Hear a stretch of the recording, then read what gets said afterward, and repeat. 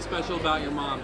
She is the most wonderful person I have ever known. I just don't think there's anybody like her. What kind of mom do we have here? What's special about her? Well, that's where I got my height. Oh, I can't imagine having all the energy that Doris has. I think she could run circles around me. She has always got a beautiful smile.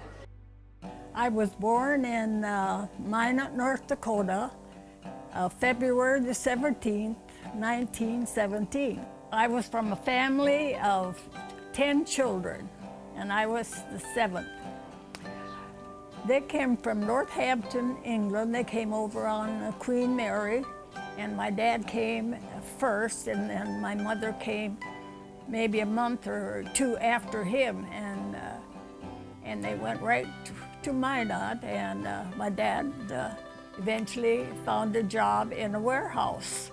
And as kids, we didn't have a lot of toys or anything to play with, but we dug in the dirt and played out in the yard, which was like to be our garden. Yeah. Did you ever make cookies out of mud or dirt or just? Yes, made mud pies and all those things.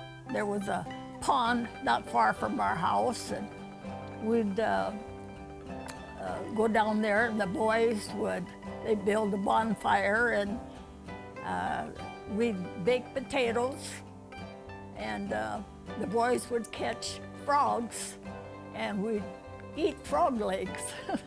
But now I don't think I even would think of such a thing about eating the frog leg, but it was fun times. They seemed to, manage everything, and my mother, she baked 8 loaves of bread every day. At that time, we used to get a lot of transit men, that would come to our door, knock on our door, wanting something to eat. Well, we didn't have too much to offer, but my mother would always make them this homemade bread sandwich, and she'd take it to them to the door. A real kind mother. Oh, his name was William. I loved about him. He was so, I could always see him every morning. He'd go to work, and he would always kind of touzle my mother's hair like that, and he would always say, good day, good day, gal, he'd say in the way he'd go to work, and I thought that was kind of cute. And he worked in the warehouse. He really took care of the bananas, that was a big deal. And every Sunday he'd walk up to the warehouse. It was a few blocks, and he'd see if the temperature was just right. These bananas had to be, ripened just so. Some neighbors of ours, they had a little boy about 4 years old. And so they said to me, do you think your folks would let you come and come with us in our trailer? They had a little trailer, and the man was, he was kind of boss of the roads or whatever you call them. So we went to a little town, 80 miles, and it was called Flaxton, North Dakota. So we stopped right at a gas station. This young man come out of the gas station, and he come to the car, and he tipped his hat so nicely and greeted us. And I thought, wow, what a nice young man he is. He's so polite. So then I started taking this little boy for a walk, how these young girls do, when there's a new boy around. So, and then it wasn't very long till he asked me, do you think we could go to the show? Lyle and I became engaged, and then he came out, he drove out here to get a job, and his sister and brother-in-law lived here. This was 1942. He got a job quickly in the Navy Yard, and he was a machinist. He wanted to be a machinist, and he just really loved his job. So then about a month later, then he sent for me. Well, when we first got here, I thought quite rainy and wet, you know, Port Orchard. But I guess being I hadn't ever been, you know, out of the state, everything, I liked it. You know, I liked everything about it. And I loved coming over on, I think it was a Kalakala ferry, you know. It was a nice new ferry at the time. I used to go to the Congregational Church. I grew up in the Congregational Church. Well, there wasn't a Congregational Church in Port Orchard at that time. So a nice little neighbor lady, she said one day, "Why don't you go to church with me?" And I said, "Well, that'll be fine." And I said, "Where do you go?" And she said, she goes to the First Christian Church. And at that time it was on DeKalb Street.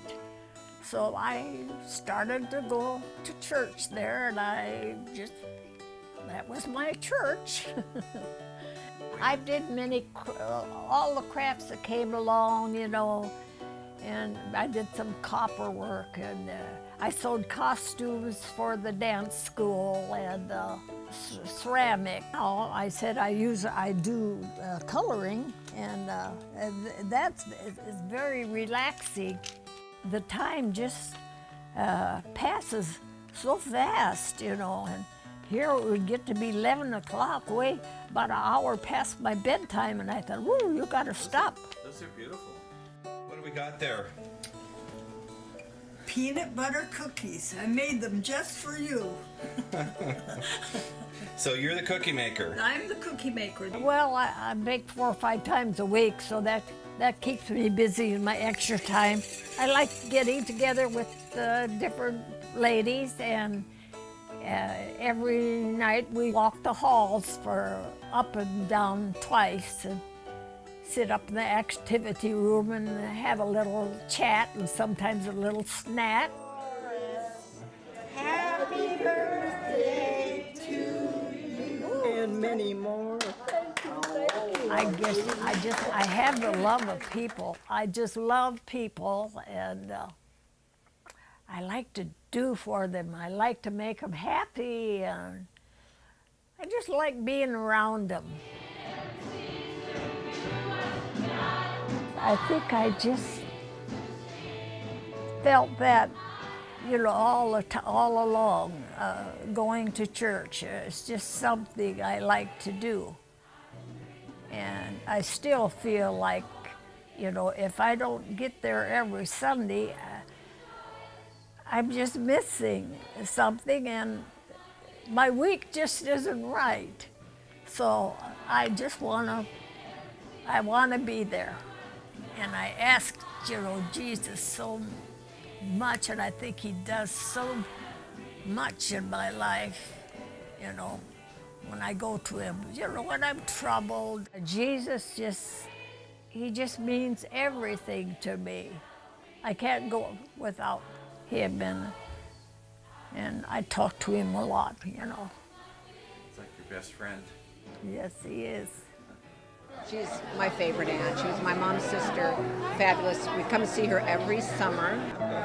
What I love about Doris is the fact that she loves me. But I love her smile. I love her serving heart. And I think she's going to live to be 110. Well, happy birthday, Doris. Kind of a big deal to see your mom make the 100-year mark, isn't it? Well, it is. Not only just going to be 100, but also as healthy as she is. Never thought it would. I thought, how can I last this long when all the rest went in their 70s, and my one sister was 80. But I thought, how am I going on? I guess the good Lord wants me here for something.